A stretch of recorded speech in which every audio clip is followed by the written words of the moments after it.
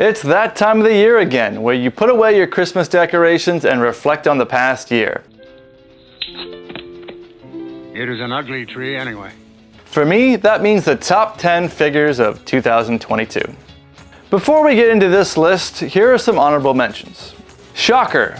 The only reason Shocker didn't make the list is because Hasbro failed to paint in the sculpted lines on his costume. Stay tuned for a future tutorial on how to use the Gundam marker. Wolverine and Cyclops from the X-Men VHS line. Both of these figures could be on the list if shipping to Canada was reasonable. I'm not bitter, you're bitter. This is indeed a horrible day for Canada, and therefore the rest of the world. And that's it for our honorable mentions. Let's get to it, starting with number 10, Hawkeye. Most Marvel Legends head sculpts tend to lack expression, and Hawkeye is no different. But that can be excused. It's not like Clint is the most expressive Avenger anyway. The band-aids and battle damage are a nice touch. Articulation in the head and neck makes this one of the best moving figures I've come across. It's too bad that the neck is slightly too large. Butterfly joints are much appreciated for the archer, but you can't get Hawkeye holding an arrow with a bow, which is like not having Hulk be able to smash. I think it's gratuitous, but whatever. Number 9, Dark Trooper. How am I going to buy multiples of a figure and keep it off the top 10?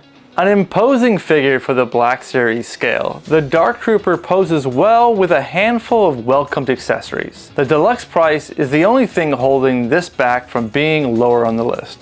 Number 8, Namor. A highly accurate and detailed sculpt with good articulation.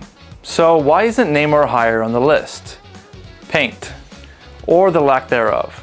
The cheap gold plastic makes it look more like a toy than it needs to.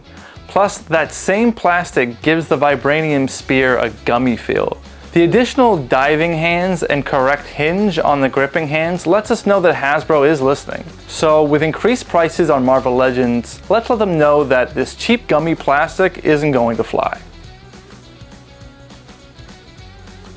Number 7, Miggs Mayfield. My biggest pet peeve about Star Wars Black Series is the lack of gesturing hands.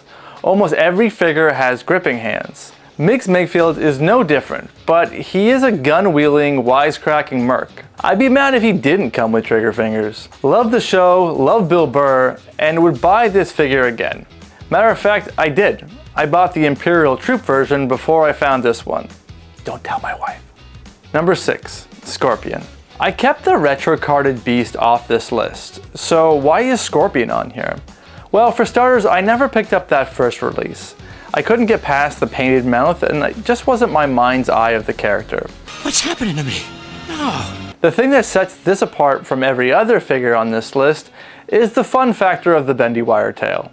I can now get rid of my Toy Biz Scorpion. Spider-Man villains historically don't drop in price. So if you see one of these guys out in the wild, scream out, "Get over here!" Number 5, Ned and Peter. There's obviously an A side and a B side here, and not just because it's Spider-Man versus the guy in the chair. Peter has a double ball joint at the head and neck, while Ned has a single jointed elbow and a waist swivel. Since this is a 2-pack, I'm judging these as a pair, which is why it landed at number 5. Number 4, Thor. The skin tone matching many of the hands of other characters in the Marvel Legends line does add to the replayability of Thor. Much like Namor, Thor's accessory was made of a gummy plastic. The likeness isn't 100% there, but the head sculpt looks natural on most Thor figures. My favorite of the wave, and it looked too good to pass up. Number 3, Rhino. What I look for in a figure is likeness and articulation. So given that Rhino has single jointed elbows and knees, how is he so high up on this list? Well, he's a big brute, and it's not like he would be that agile anyway. You just wiggle your finger. That's wonderful. What really makes this great is the accessories. It comes with everything you'd want with a Rhino figure. An alternative gridded teeth head, a set of fists, gripping, and an open hand. Sometimes the love of a character outweighs the flaws of a figure. Number 2, She-Hulk. The limitations on female figures often keep them off top 10 lists. Hulk's lift and smash, so the fists and open hands were a perfect choice for the accessories.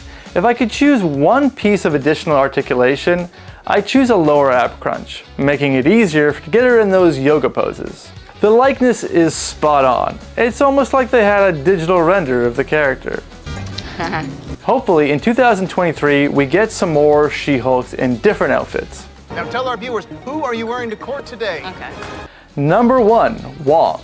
The Benedict Wong likeness is one of the best of the year. The lower robe piece is soft enough to where it gets out of the way. Wizards tend to be all hand movements anyway. So it's a good thing it comes with a plethora of accessories. But the thing that sets this release apart is the combination of head and neck joint. Wongers. Oh. But that's my top 10. Let me know in the comments what your top 10 figures of 2022 were, and I'll tell you why you're wrong. Boo this man! And remember, collect responsibly.